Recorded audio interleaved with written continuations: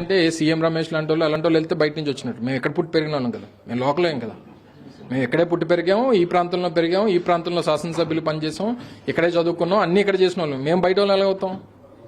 So ఏదైతే territory, అదేం separate territory కాదు, ఈ రాష్ట్రంలోనే ఒక గ్రామం, ఈ దేశంలోనే ఒక ప్రాంతం, దానికి ఏం సపరేట్ చట్టాలు లేవు, లేకపోతే దానికి ఏం సపరేట్ వ్యవస్థలు లేవు.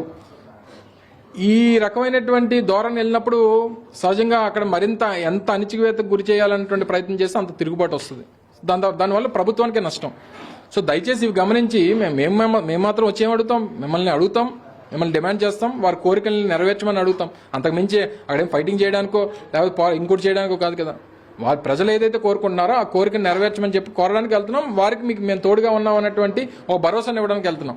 సో దాన్ని అణచివేయాలనేటువంటి ప్రయత్నం చేసి ఇవన్నీ రొటీన్గా జరుగుతాయి. మొన్న కూడా జగన్మోహన్ రెడ్డి గారు రానేవో అన్నారు, ఎలాగొస్తారో చూస్తా ఉన్నాం. వచ్చారు, కలిశారు, అందరితో మాట్లాడారు, చెప్పారు, వెళ్ళిపోయారు. సో అలాగే జరుగుతుంది తప్ప ఇదేమి ఆగేది